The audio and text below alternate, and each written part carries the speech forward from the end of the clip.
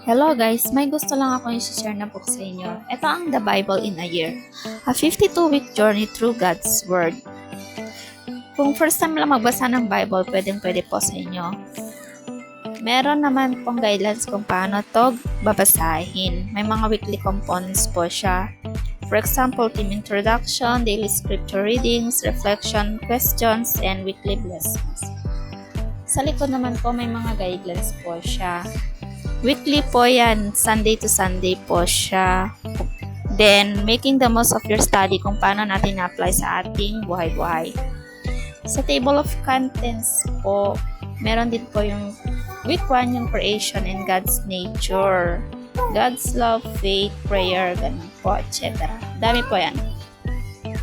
Sa likod naman po yung mga emotion po, katulad ng joy, peace, patience, kindness. Marami pa pong iba. Meron din po about sa marriage and family, leadership, ganun po. Tapos, yung identity in Christ po, meron po yan. Yung redemption, repentance. For example po, sa week 1 po ay ang creation and God's nature. Meron po siyang reading plan po kung saan po sinasabi about sa God's creation po. Nandyan po lahat. 7 days po siya. Then, sa likod po, yung reflection, yung mga pwede natin sasagutin. Maglagay po tayo ng notes, ganon.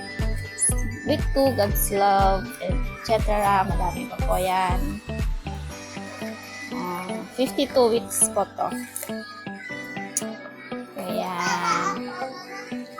kung first time nyo lang po magbasa ng Bible, pwede po sa inyo ito.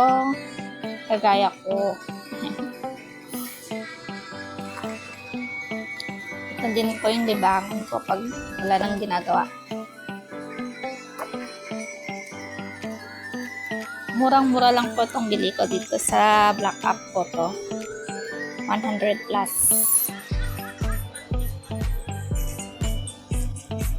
Madadagdagan po yung kaalaman natin about sa Bible, about sa God's Word.